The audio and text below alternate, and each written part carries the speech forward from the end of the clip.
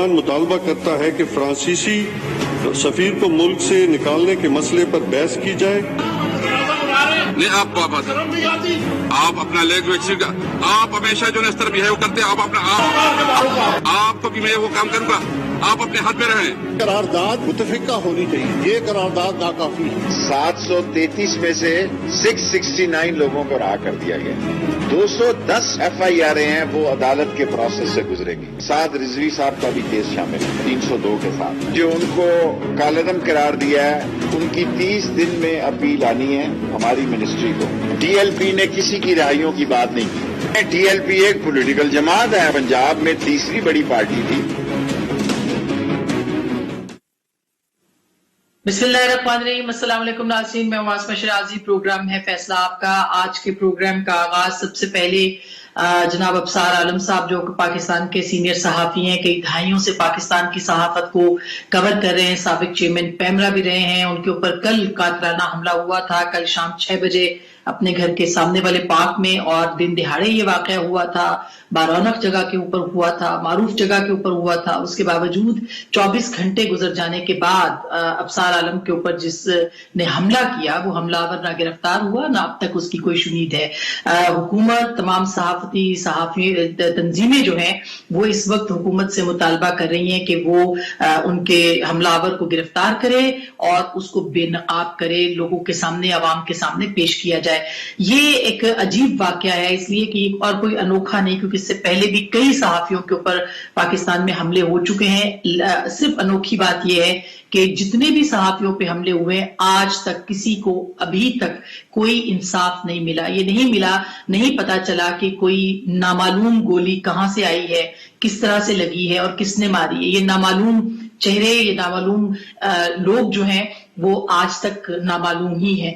امید کی جا سکتی ہے کہ اس دفعہ حکومت اس کے اوپر کچھ رد عمل کرے گی. آلریڈی جو پاکستان کی صورتحال ہے، کل ہی جو RSF نے رپورٹ دی ہے، پاکستان پچھلے 3 سالوں میں 6 درجے تنزلی کے ساتھ اس وقت 145ویں نمبر کے اوپر کھڑا ہے. 139 نمبر پہ تھا 2017-18 میں، لیکن اب یہ صورتحال بگڑتی چلی جا رہی ہے. ریجن میں سب سے نیچے ہے پاکستان اس وقت صحافیوں کے معاملے کے اوپر. ہم جو سب کی آواز اٹھاتے ہیں، ہماری آواز کون اٹھائے گا؟ یہ ایک سب سے اہم سوال ہے. بہرحال سچ کا یہ سفر ہے اور یہ جاری رہے گا انشاءاللہ. کچھ بھی ہو، کچھ بھی کٹھن وقت آئے، اس نے چلتے رہنا ہے. دوسری بات جو سب سے اہم ہے وہ حکومت کے حوالے سے ہے کہ جو TLP کے ساتھ جو پچھلے 1 ہفتے کے اندر واقعات ہوتے رہے، ان واقعات کو اگر دیکھا جائے تو ایک متضاد رویے جو ہیں وہ سامنے نظر آتے رہے ہیں. اور افسوسناک بھی اس لیے کہ پچھلے 1.5 ہفتوں کے اندر جو پاکستان کے اندر ہوا ہے، جتنی دنیا بھر میں جگ ہسائی ہوئی ہے، ایک بات تو سامنے ہے، واضح ہے کہ ہمیں شاید اپنے ملک کے ساتھ اتنا ہم نہیں سوچتے اس کے لیے جتنا کہ ہم اپنے بارے میں سوچ رہے ہیں. جو کالعدم تنظیم یا جماعت جس کو کالعدم قرار دے دیا گیا، اچانک دے دیا گیا، اور اس کے بعد جو ہنگامے پھوٹے، پھر جس طرح سے معاملات سامنے آئے، میڈیا بلیک آؤٹ ہوا، سوشل میڈیا پہ پابندیاں لگی، سیاسی جماعتوں کی تنقید ہوئی، بہت ساری چیزیں اور ہوئی. لیکن سب سے اہم سوال یہ تھا کہ آپ نے اسی جماعت کے ساتھ مذاکرات بھی کیے اور ان مذاکرات کو کامیاب بنانے کے لیے کل آپ نے قرارداد بھی پیش کر دی. حکومت نے 2020 میں جو کالعدم تنظیم کے ساتھ، یا جو اب کالعدم ہے اس وقت نہیں تھی، تحریک لبیک، اس کے ساتھ معاہدہ کیا، ایک مرتبہ بھی اس ایک معاہدے کو پارلیمان سیاسی جماعتوں کے سامنے پیش نہیں کیا. TLP کے اوپر پابندی کا فیصلہ کیا، ایک دفعہ بھی پارلیمان اور سیاسی جماعتوں کے ساتھ اس معاملے کے اوپر بات نہیں کی اور پابندی لگا دی. دوسرا معاہدہ کیا، سیاسی جماعتوں اور پارلیمان کو بے خبر رکھا. کالعدم جماعتوں کے ساتھ جو معاہدہ انہوں نے کیا اس پہ بھی جو ہے وہ صورتحال، بار معاہدے جو ہے وہ پارلیمان کے سامنے پیش نہیں کیے گئے. اور یہ جو قرارداد کل پیش کی گئی فرانسیسی سفیر کو نکالنے کے حوالے سے، ستم ظریفی یہ ہے کہ حکومت نے اس کو بھی پرائیویٹ ممبر کے ذریعے سے پیش کیا. نہ وزیر اعظم ہال میں تشریف لائے، نہ وزیر اعظم نے اس کے اوپر کوئی بات کی، نہ کابینہ نے اس کے اوپر کھل کے کوئی بات کی، بلکہ متضاد بیانات جو ہے وہ آتے رہے. اب سے تھوڑی دیر پہلے شیخ رشید صاحب نے جو بات کی اس سے تو ہمیں یہی لگتا ہے کہ جلد پابندی اٹھا لی جائے گی اور اس طرح سے جو باقی معاملات ہیں وہ بھی طے کر لیے جائیں گے. اب بحث قرارداد پیش کی، بحث کیے بغیر اس کو نامکمل چھوڑ دیا. ایسے لگتا ہے کہ یہ معاملہ سلجھنے کی بجائے الجھتا چلا جائے گا. اس کا حل کیا ہوگا؟ یہ کہاں تک جائے گا؟ دوسری طرف پاکستان مسلم لیگ نواز نے بھی اس کے اوپر کل سیاست کی ہے، ان کے اوپر بھی تنقید کی جا رہی ہے. شاہد خاقان عباسی صاحب کا تو آپ نے دیکھا، ان کے اوپر بھی تنقید ہو رہی ہے کہ انہوں نے جو الفاظ استعمال کیا. آج اسپیکر صاحب نے ان کو شو کاز بھی دے دیا، اس کا جواب دیتے نہیں دیتے. اس کے اوپر بھی بات کریں گے، اور اس کے اوپر بھی بات کریں گے کہ کیا حکومت فرانسیسی سفیر کو واقعی نکالنا چاہتی ہے؟ کیا نون لیگ بھی چاہتی ہے کہ فرانسیسی سفیر کو نکالا جائے؟ کیا نون لیگ بھی وہی ریپیٹ کرنا چاہتی ہے جو کہ گزشتہ دور میں ان کے ساتھ ہوا؟ یہ وہ سارے سوالات ہیں جو کہ ہم نے رکھنے. آج ہمارے ساتھ موجود ہیں سابق وزیر اعظم جناب شاہد خاقان عباسی صاحب. السلام علیکم بھائی صاحب. جی وعلیکم السلام. بھائی صاحب بہت بہت شکریہ آپ نے وقت دینے کا. سر سب سے پہلے تو آپ کو شو کاز آج ملا ہے اسپیکر صاحب کی طرف سے، آپ کے رویے پہ بہت سے لوگوں کے دل دکھے ہیں. ایسا کیوں ہوا ہے سر، اور آپ کو ایسا کیوں کہنا پڑا؟ جی میرا اپنا بھی دل دکھا ہے، لیکن یہ پارلیمان کا معاملہ ہے، یہ ناموس رسالت کا معاملہ تھا. اسمبلی کا اجلاس بلایا گیا، اس میں پرائیویٹ ممبر سے بل رکھوایا گیا اور یہ کہا گیا کہ اس بل میں، اس قرارداد میں کوئی تبدیلی نہیں آئے گی کیونکہ یہ وزراء نے ایک کلعدم تنظیم کے ساتھ معاہدہ کیا ہے. اسپیکر صاحب کی حسب معمول یہ کوشش رہتی ہے کہ اپوزیشن نہ بول پائے. میں اپنے، کیونکہ ہمارے لیڈر دی اپوزیشن بھی جیل میں ہیں، پارلیمنٹری لیڈر خواجہ آصف صاحب بھی جیل میں ہیں، دونوں کے لیے اسپیکر صاحب کو آج تک توفیق نہیں ہوئی کہ پروٹیکشن آرڈر جاری کر سکیں کہ وہ آئیں اور اپنے حلقے کے عوام کی نمائندگی کر سکیں. بہرحال ہم نے نہ ان سے مانگی ہے، وہ بات اپنی جگہ پر ہے. میں اپنی جماعت کی نمائندگی کر رہا تھا. کل ہمارے ممبران کی اکثریت وہاں موجود تھی، جو کہ بہت کم ہوتا ہے. یہ کووڈ میں 86 ممبرز تک ہاؤس لمیٹڈ تھا. اس کے باوجود یہ معاملہ ایسا تھا کہ ہر شخص کے دل کے قریب تھا. میں ان کی نمائندگی کے لیے بیٹھا تھا، میں نے بٹن دبایا، اسپیکر صاحب نے کوئی اس کی پرواہ نہیں کی کہ میں بول سکوں. میں کھڑا ہو گیا، میں نے کہا جناب موقع دیں، بات کرنی ہے، پوری جماعت یہاں بیٹھی ہے، اپوزیشن بیٹھی ہے. انہوں نے کوئی پرواہ نہیں کی.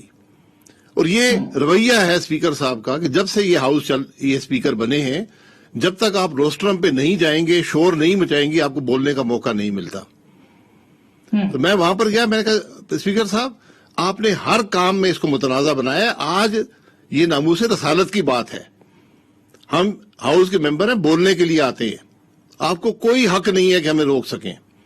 بالکل تلخی ہوئی، اور بات اس سے زیادہ بھی ہو سکتی تھی کیونکہ معاملہ ایسا تھا. اب انہوں نے نوٹس بھیجا ہے. لیکن بھائی صاحب آپ جوتا مارنے والی بات کچھ زیادہ نہیں تھی؟ مطلب آپ کو خود بھی افسوس ہوا اس بات کا، آپ کو بہت سے لوگ جانتے ہیں، آپ کا رویہ اس طرح کا کبھی نہیں رہا. ایسا کیوں ہوا؟ یہ تو بہت ہی ایکسٹریم پوزیشن ہے، اور اگر آپ جیسی شخصیت پارلیمان کے اندر الفاظ بولے گی تو پھر کسی سے کیا توقع رکھیں؟ پارلیمان کی روایات دیکھ لیں.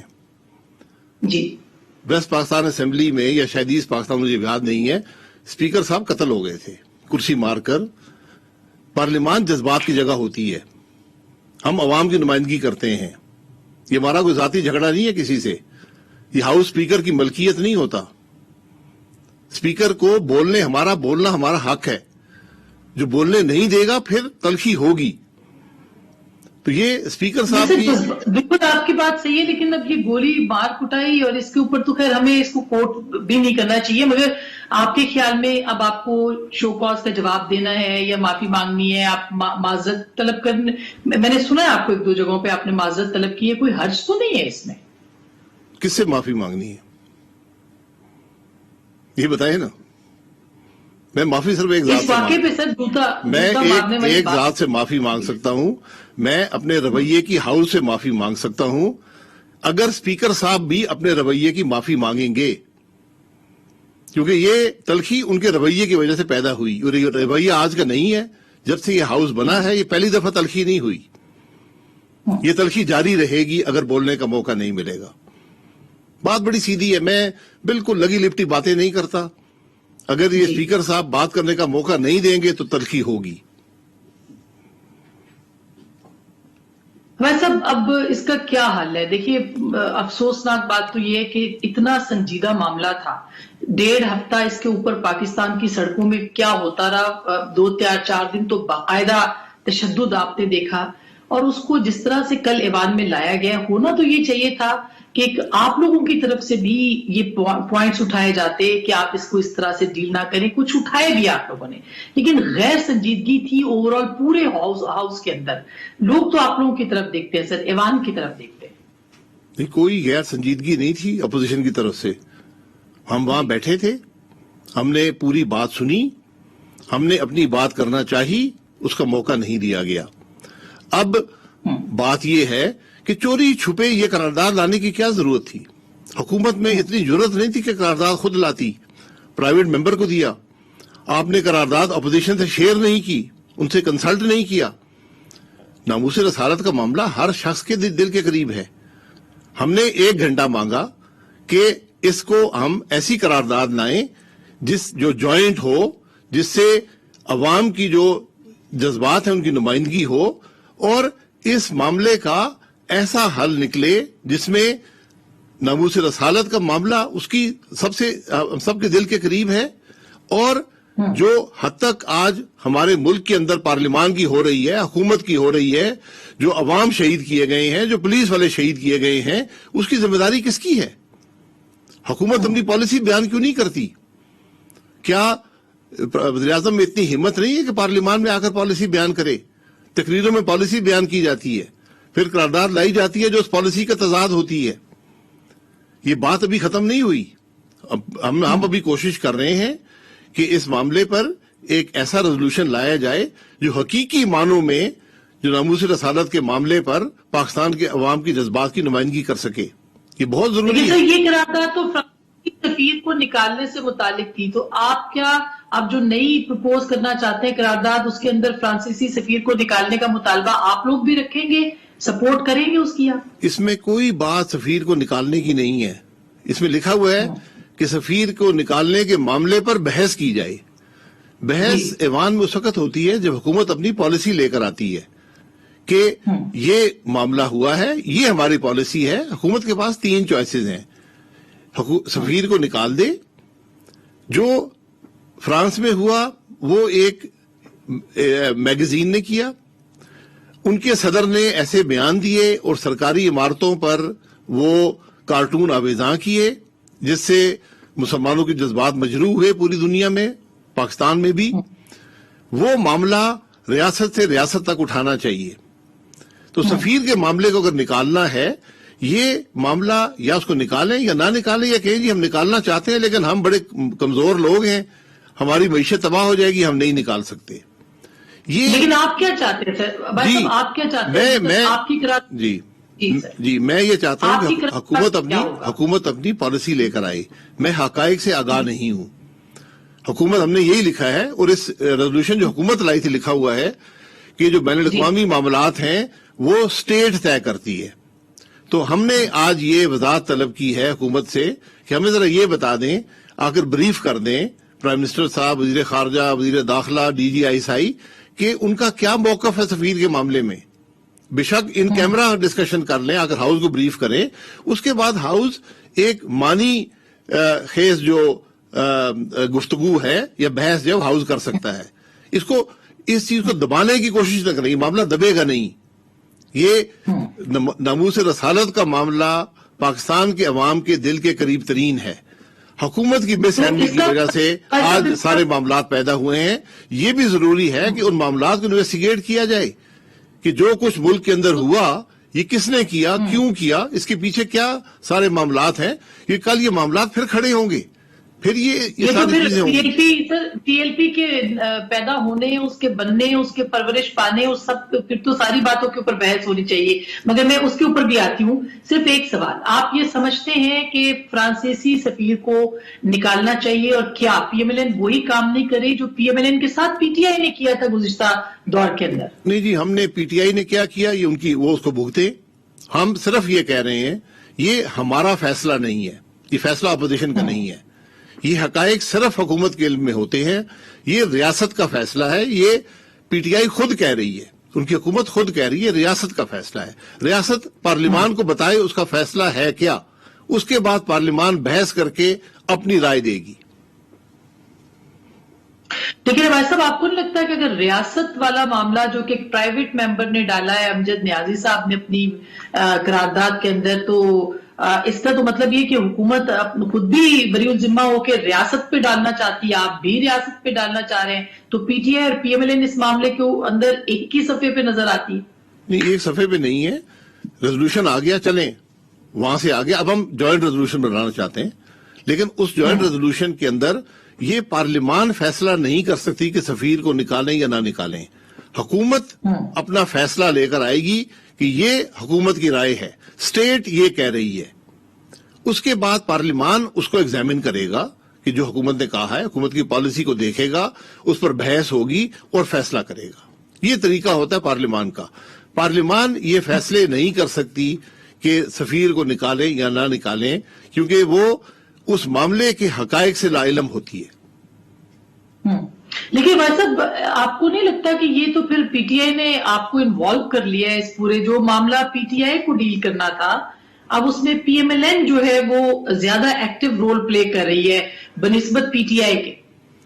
ناموس رسالت کے معاملے میں ہم انوالو ہونا چاہتے ہیں، ہم چاہتے ہیں کہ ملک کے عوام کے جذبات کی نمائندگی ہو، یہ سڑکوں پر نہیں ہوگا، ایک دوسرا کو دھوکہ دینے سے نہیں ہوگا کہ ایک ریزولوشن رات کے اندھیرے میں آپ لائیں اور اس کو پاس کرانے کی کوشش کریں جس سے نہ آپ نے کسی کو بتایا ہو، اور پھر رات کو جو سارا تماشا تھا وہ عوام کے سامنے آ گیا کہ وزراء نے کہا کہ جناب ہماری تو کمٹمنٹ صرف یہ تھی کہ یہ ریزولوشن ہاؤس میں رکھیں گے، یعنی نہ بحث کروانی ہے، نہ پاس کروانا ہے، نہ اس کو ہاؤس کے اندر اپروو کروانا ہے، صرف رکھنے کی حد تک معاہدہ تھا۔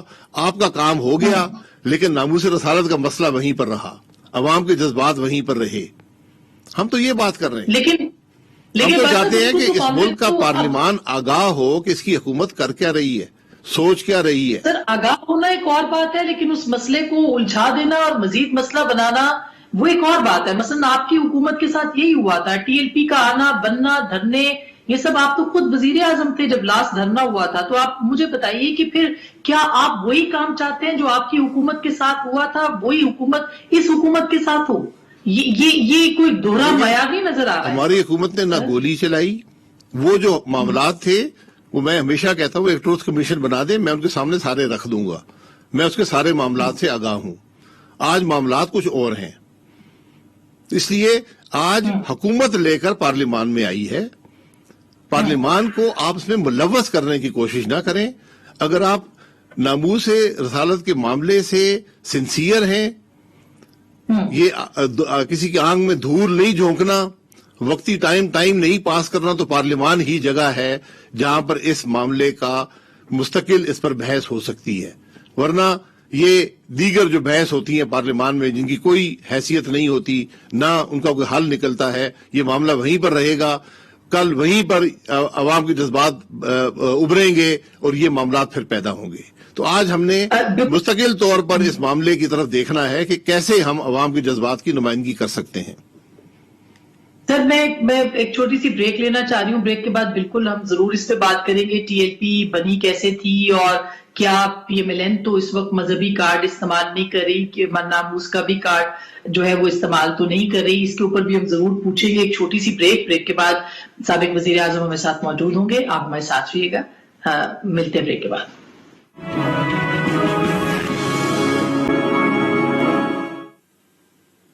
ویلکم بیک ناظرین، ایک دفعہ پھر آپ کو خوش آمدید کہتے ہیں۔ ہم بات کر رہے ہیں جناب شاہد خاقان عباسی صاحب سے، سابق وزیر اعظم پاکستان مسلم لیگ نواز کے سینئر نائب صدر۔ سر، جو سوال میں پوچھ رہی ہوں آپ سے، ٹی ایل پی کا آنا، ظاہر ہے کہ ممتاز قادری کے بعد جو ایک بنا سارا معاملہ اور اس کے بعد ایک جماعت رجسٹر ہوئی قاضی فائز عیسیٰ کے کیس کے اندر، انہوں نے اس میں رپورٹ میں لکھا ہے کہ یہ ایک یو اے ای کے فرد نے اس کو رجسٹر کرایا۔ میں یہ جاننا چاہ رہی ہوں کہ بحیثیت وزیر اعظم اس وقت آپ کے علم میں بھی بہت ساری چیزیں تھیں، ٹی ایل پی کو کیوں نہیں روکا گیا؟ اب وہ ایک سیاسی جماعت بن گئی ہے، تیسری بڑی جماعت ہے اس وقت پنجاب کی، آپ نے شیخ صاحب کو سنا، اب پولیٹیکل صف بندی کی باری آ رہی ہے، تو مجھے ایسے لگتا ہے کہ پی ایم ایل این سمیت سب جو ہیں وہ اپنی اپنی مذہبی جو ہے وہ کارڈ کا استعمال کر رہے ہیں۔ نہیں، یہاں مذہبی کارڈ کی بات نہیں ہے، یہ ناموس رسالت کی بات ہے۔ ٹی ایل پی کیسے بنی، کیوں بنی، یہ ایک لمبی کہانی ہے، اور ہمارے ملک کی جو تاریخ ہے اس میں بھی اس کا ایک باب ہے. اور میں پھر کہوں گا یہ باتیں ٹروتھ کمیشن کی سپرد کر دیں. ٹاک شوز میں اتنا وقت نہیں ہے کہ ان پر بات کی جا سکے. وہ ایک بات اپنی جگہ پر ہے. اب وہ ایک سیاسی جماعت بن چکی ہے. انہوں نے پچھلی دفعہ پنجاب میں پیپلز پارٹی سے زیادہ ووٹ حاصل کیے, اور مجھے یہ سمجھ ابھی تک نہیں آئی کہ کابینہ اس کو کالعدم کیسے کر سکتی ہے. کل کابینہ اگر ٹی ایل پی کو کالعدم کر سکتی ہے تو پھر پی ایم ایل این کو بھی کر سکتی ہے, پیپلز پارٹی کو بھی کر سکتی ہے, جے یو آئی کو بھی کر سکتی ہے. یہ بات میری سمجھ میں نہیں آئی کہ آپ ایک سیاسی جماعت کو کیسے کالعدم قرار دے سکتے ہیں. اور پھر صرف یہی نہیں, کالعدم قرار دینے کے 2 دن بعد ان سے مذاکرات کر کے اور قرارداد دے کر آپ قومی اسمبلی میں خود نہیں آتے, ایک پرائیویٹ ممبر سے دلواتے ہیں. تو یہ بہت سے شکوک و شبہات پیدا ہوتے ہیں. تو آپ کو کیا لگتا ہے سر اس کے پیچھے کیا ہے؟ آئی مین اگر آپ یہ کہہ رہے ہیں کہ یہ سب کچھ ایک پے در پہ واقعات جو ہوئے ہیں, کیونکہ ابھی ہونا تھا اس سے پہلے کریک ڈاؤنز اور گرفتاریاں, اور پھر جو لاہور میں ہوا, کیا آپ کو لگتا ہے کہ ٹی ایل پی اور پی ٹی آئی واقعی جو ہیں وہ کہیں آگے جا کے کوئی ایک ساتھ کام کر سکتے ہیں؟ دیکھیں جی, یہ ان کے معاملات ہیں, ہمیں کیا پتا کام کر سکتے ہیں نہیں کر سکتے ہیں.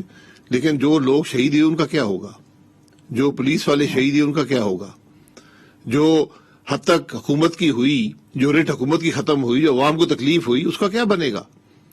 یہ جو قیمتی جانیں ضائع ہوئی ان کا جواب دینے والا کوئی ہے؟ اور آپ آج ناموس رسالت کے نام پر سیاست کرنا چاہتے ہیں. یہ بڑے بڑے گہرے اور بڑے خوفناک سوال ہیں جو یہاں پر اٹھتے ہیں. اس لیے پارلیمان ہی واحد جگہ ہے جہاں پر ان کا حل تلاش کریں. ہم تمام معاملات جو ہیں ملک کے ان کو بڑا لائٹلی لیتے ہیں اور پھر وہ ہمارے ملک کے لیے نقصان دہ ثابت ہوتے ہیں. تو یہ بھی ویسے پھر کیا اثر ہونا کیا چاہیے؟ آپ اگر چاہتے ہیں کہ پارلیمان کے اندر یہ معاملہ حل ہو تو آپ کہتے ہیں کہ ایک مشترکہ قرارداد آئے, اس کا متن جو ہے وہ پارلیمان کے سامنے رکھا جائے, کمیٹی آف ہول ہاؤس بنائی جائے اور اس کو طے کیا جائے. اور کیا حکومت اس کے لیے آپ کے ساتھ تیار ہوگی؟ دیکھیں, میں تو ایک اپنی رائے دے سکتا ہوں نا. نیک نیتی مجھے نظر نہیں آتی. آج تک 3 سال گزر گئے ہیں, ہمیں ہر معاملے پر حکومت کی طرف سے بدنیتی نظر آئی ہے, اسپیکر کی طرف سے بدنیتی نظر آئی ہے. ہم کس پر وہاں پر اعتماد کریں گے, کس کی بات مانیں گے؟ یعنی آپ ناموس رسالت کے معاملے پر بھی اپوزیشن کو بات کرنا کی گنجائش دینے کو تیار نہیں ہے, تو پھر آپ پہ کون اعتماد کرے گا؟ آج ہمارا ملک پولرائزڈ ہے, سڑکوں پر پولرائزڈ ہے, پارلیمان میں پولرائزڈ ہے, معاشرہ پولرائزڈ ہے. اس کا جواب ہے کسی کے پاس؟ یہ کس نے کیا, کیوں کیا؟ کوئی جوڑنے والا بھی ہے یا اس طرح ہی معاملہ چلے گا؟ سر کیا یہ اب الیکشن کی تیاریاں بھی ہیں اور لگتا ہے ایسے کہ ہر جماعت اپنی سیاسی صف بندی کر رہی ہے. ظاہر ہے جو رائٹ ونگ کی جماعتیں ہیں وہ اپنی صف بندی کر رہی ہیں. تو آپ کا کیا خیال ہے کہ اگلے جو الیکشن ہے اس میں ٹی ایل پی ایک اہم بڑا رول پلے کر پائے گی؟ لگتا کیا آپ کو؟ دیکھیں, سیاسی صف بندی کرنی ہے, سیاست کرنی ہے, الیکشن لڑنے ہیں, لاشوں پر مت لڑیں, ناموس رسالت پر نہ لڑیں, عوام کے مسائل حل کر کے لڑیں, عوام کے جذبات کا احترام کر کے لڑیں. یہ آج وقت کی ضرورت ہے. یہی ہر ملک کرتا ہے. ہم وہ واحد لوگ ہیں جو اپنے چھوٹے سے مفاد کے لیے ملک کا ہر نقصان کرنے کو تیار ہیں, اور ایسا نقصان جو صرف آج نہیں ہے بلکہ اشروں جاری رہتا ہے. آپ ذرا تاریخ میں واپس جائیں, آپ کو نظر آئیں گے یہ معاملات. یہ صرف ایک ٹی ایل پی کی بات نہیں ہے, بہت سے معاملات آپ کو نظر آئیں گے, بہت سی باتیں نظر آئیں گی. آپ کو لگتا ہے کہ جو پابندی پنجاب حکومت میں کہا جا رہا ہے کہ وہاں پہ کابینہ میں موو کیا جائے گا, پابندی اٹھ سکتی ہے جلدی ٹی ایل پی کے اوپر سے؟ میرا سوال یہ کہ پابندی لگائی کیسے آپ نے, کون سے قانون کے تحت لگائی ہے؟ پابندی کا مطلب کیا ہے؟ کیا آپ کسی سیاسی جماعت پہ پابندی لگا سکتے ہیں؟ یہ کون سا قانون آپ کو اجازت دیتا ہے؟ جہاں تک میرا علم ہے کسی جماعت کو ڈی رجسٹر صرف الیکشن کمیشن کر سکتا ہے, کوئی اور نہیں کر سکتا. تو یہ بڑی عجیب عجیب باتیں ہمارے ملک میں ہوتی رہی ہیں. یہ ماشاء اللہ حکومتیں ہوتی تھیں جو پابندیاں لگاتی تھی جماعتوں پر. یہ پہلا موقع ہے کہ ایک नाम निहाद इलेक्टेड हुकूमत ने पाबंदी लगाई है एक सियासी जमात पर। ये बात कम से कम मेरी समझ से बाहर है। भाई साहब, अब थोड़ा सा उस पे भी आते हैं जो शेख साहब ने आज मियां साहब की वापसी के ऊपर कहा है। उन्होंने कहा जी हमने बात की है ब्रिटिश गवर्नमेंट से और वो कह रहे हैं हम उनको वापस लेके आएंगे, लेकिन उसके लिए एक्सट्रेडिशन ट्रीटी करनी पड़ेगी। और उन्होंने ये भी कहा कि उनको ज्यादा हौसला अफजा जवाब नहीं दिया। तो क्या इसके पीछे क्या मूव है? क्या आपको लगता है कि हुकूमत वाकई मियां साहब को वापस लाना चाहती है इस वक्त? देखिए, पहले ये अपना वीजा तो ले लेना। जिस आदमी को वीजा ना मिलता हो वो दूसरों को लाने की बात करता है। ये अजीब मजाक खेज हुकूमत है, सर्कस के खिलाड़ी है सारे। बात मुल्क के आज मसाइल क्या है, इनको तकलीफ क्या है। आज भी मुल्क का महवर नवाज शरीफ है, काबीना नवाज शरीफ के बारे में सोचती है, वजीर दाखिला नवाज शरीफ के बारे में सोचता है, जो वजीर आजम है खिताब कौम से करता है, बात नवाज शरीफ की करता है। तो मैं सबका बड़ा मशकूर हूं कि आज भी अगर इनको खतरा है तो नवाज शरीफ से है, न इनको अवाम से खतरा है, न इनको मुल्क के मसाइल से कोई वास्ता है। नवाज शरीफ का नाम इनको याद रहता है। तो यही सबसे बड़ी कामयाबी है नवाज शरीफ की कि उसकी सियासत, उसके काम, उसकी कारकर्दगी, आज हर पैमाना नवाज शरीफ है। हर शख्स उस पैमाने पर पहुंचने की कोशिश करता है और सब नाकाम रहे। हमने ये बातें जनरल मुशर्रफ से सुनी थी कि नवाज शरीफ की सियासत खत्म हो गई, मैंने उसको निकाल दिया, मैंने उसका एहतसाब कर दिया। आज जनरल मुशर्रफ साहब कहाँ है और नवाज शरीफ साहब कहाँ पर है? आज नवाज शरीफ साहब आज भी अवाम के दिल में है। जनरल मुशर्रफ आज हमारी हिस्ट्री के तारीख तरीन दौर का एक फुट नोट है। अच्छा नाज़रीन, हम बात कर रहे हैं बासित साहब से, एक छोटी सी ब्रेक ले रहे हैं, ब्रेक के फौरन बाद आएंगे और कुछ शहबाज शरीफ साहब की जमानत का मामला भी लटका हुआ है और कुछ NA 249 पे बात करेंगे। ब्रेक के बाद हमारे साथ रहिएगा।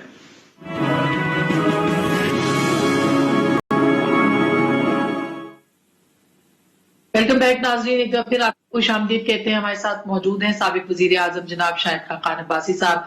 हमारे साहब, अब एक तो आपने कह दिया कि शो कॉज का जवाब आपने नहीं देना जब तक कि स्पीकर साहब अपने रवैये की माजरत नहीं करेंगे, यानी आपने मशरूत कर दिया। मुझे जब जो भी खत आया उसका मैं देख लूंगा, जवाब को बनता हुआ तो दे दूंगा, नहीं बनता हुआ तो नहीं दूंगा। अगर कोई ये तवक्को करता है कि मैं उससे माफी मांगूंगा तो माफी मेरी तरफ से माजरत है जी, मैं सिर्फ एक जात से माफी मांगता हूं। बाकी हाउस का जहां मामला है, अगर हाउस ये समझता है कि मैंने हाउस की हद तक की है तो मैं माफी मांगने को तैयार हूं, लेकिन साथ स्पीकर साहब को माफी मांगनी पड़ेगी जो 3 साल से हाउस को बेतौकीर कर रख दी है। हाउस की जितनी हद तक इस स्पीकर के दौर में हुई है आज तक नहीं हुई। ये अफसोस की बात है, ये बात होनी नहीं चाहिए थी, करने की जरूरत पेश नहीं आनी चाहिए थी। बार बार तो सर फैसले होते हैं, फैसले के बरक्स काम होता है और फैसले को बड़े फैसले की बात नहीं है। बात करने का मौका, अपोजिशन बात करती है, इश्यूज को रेज करती है। इन स्पीकर साहब ये एक गुलाम बन चुके हैं हुकूमत के, तो स्पीकर हुकूमत का गुलाम बन के काम नहीं कर सकता। फिर वही होता है जो इस हाउस के अंदर होता है। अल्लाह की तहरीके अदम एतमाद आप उनके खिलाफ ले आए ताकि उनको पता चल जाए कि आप लोगों का एतमाद उन पे नहीं है। वैसे तो मतलब जाहिर स्पीकर तो वो है, कस्टोडियन ऑफ द हाउस तो है। वो कस्टोडियन ऑफ द हाउस आप कुर्सी पर बैठने से नहीं बनते। कस्टोडियन ऑफ द हाउस वो होता है जब हाउस के अंदर आए तो लोग खड़े हो जाएं टेबल कुर्सी पर। आप हाउस को देखें, कोई आदमी खड़ा नहीं होता, लोग बैठे रहते हैं। कोई रिस्पेक्ट नहीं है स्पीकर की उनके रवैये और उनके अमल की वजह से। मैं अफसोस से बात करता हूं, यहां पर बहुत से लोग इस कुर्सी पर बैठे हैं, हमारे उनसे गिले शिकवे भी हुए होंगे, लेकिन किसी ने हाउस को बेतौकीर नहीं होने दिया, किसी ने अपोजिशन को बात करने से नहीं रोका, बल्कि स्पीकर तो एनकरेज करता है कि अपोजिशन बात करे, इश्यूज को रेज करे। यहां पर एक्टिवली स्पीकर कोशिश करता है कि अपोजिशन बात ना कर सके। आप ये देख लें, हमने लिख कर दिया कि हर रोज इजलास बुलाएं, 4 घंटे इजलास चले, मुल्क के मामलात की बात हो। पिछले जुमे से इस जुमे तक टोटल हाउस जो चलेगा वो 4 घंटे से कम है और 8 दिन की तनख्वाह, बल्कि 9 दिन की, 10 दिन की तनख्वाह लोग वसूल करेंगे 4 घंटे के काम में। सर बिल्कुल टाइम खत्म हो जाएगा। शहबाज शरीफ साहब की जमानत का क्या हुआ, उसके ऊपर मैं आपके कमेंट्स चाहती हूँ क्योंकि ये मामला अभी तक उलझा हुआ है। क्या लग रहा है आपको, कल शायद इसके ऊपर कुछ फैसला आ जाए या सुनवाई वो क्या है? देखिए, मैं कोई लीगल एक्सपर्ट नहीं हूं, लेकिन कम से कम मैंने अपनी जिंदगी में ये नहीं सुना कि एक हाई कोर्ट का बेंच हो, 2 जजेस हों और उनके अंदर रिटन इख्तलाफ आ जाए कि एक कहे जी मैंने ये कहा था, दूसरा कहे जी मैंने ये कहा था। ये बड़ी अजीब सी बात है, उनको खुद तय करनी चाहिए थी। नुकसान तो शहबाज शरीफ साहब का हो रहा है, जिनका राइट था बेल। आज तक नैब के 20-21 साल हो गए हैं, ट्रायल के दौरान किसी शख्स को अरेस्ट नहीं किया गया। शहबाज शरीफ साहब पहले शख्स हैं जिनको अरेस्ट किया गया, आज भी उनका ट्रायल जारी है। क्यों अरेस्ट किया गया इसका जवाब किसी के पास नहीं है। बेल जो उनका राइट बनता था, आम आदमी नहीं है, लीडर दी अपोजिशन है, यहां से भाग के नहीं जाने लगे, आज ट्रायल के दौरान भी वो जेल से आते हैं। बड़े अफसोस की बात है, ये बड़े दुख की बात है कि हम अपने इन फरोई इख्तलाफात में लगे हुए हैं कि आज कोई अदल की बात करने पर तैयार नहीं है, इंसाफ की बात करने पर तैयार नहीं है, कोई किसी की। सर पीपल्स पार्टी के साथ भी कोई पीपल्स पार्टी के साथ भी कोई राब्ता मुमकिन है? कोई राब्ते बहाल हुए हैं आप लोगों के लिए? देखिए, हमारा पीपल्स पार्टी अपोजिशन में, हम भी अपोजिशन में, वो राब्ते रहेंगे। जो पीडीएम के अंदर एतमाद था वो बदकिस्मती से नहीं है। वो एतमाद बहाल करने का, अपने मामले पर नजरसानी करने का मौका मौलाना साहब ने दिया है दोनों जमातों को, एएनपी को और पीपल्स पार्टी को। वो अपनी नजरसानी कर ले तो मेरा ख्याल है पीडीएम के लिए बेहतर होगा, उनके लिए भी बेहतर होगा। तो अब आपको उम्मीद है कि आइंदा कुछ दिनों में चीजें हो जाएंगी? क्योंकि बैकडोर राब्तों का तो हमने सुना है पीपल्स पार्टी और नून के बीच।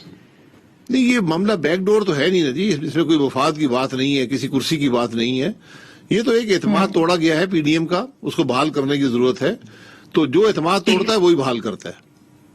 बहुत शुक्रिया sir, thank you so much. साबिक वजीर आजम जनाब शाहिद खाकान अब्बासी साहब हमारे साथ मौजूद थे और आपने उनकी सारी गुफ्तगू भी सुनी। पाकिस्तान के सियासी मंजरनामे पे टीएलपी से मुतालिक जो मामलात हैं वो कहाँ आगे जा सकते हैं। मामला सुलझा नहीं बल्कि उलझ रहा है, ये उनका कहना है। गुफ्तगू आपने सुनी, फैसला आपका।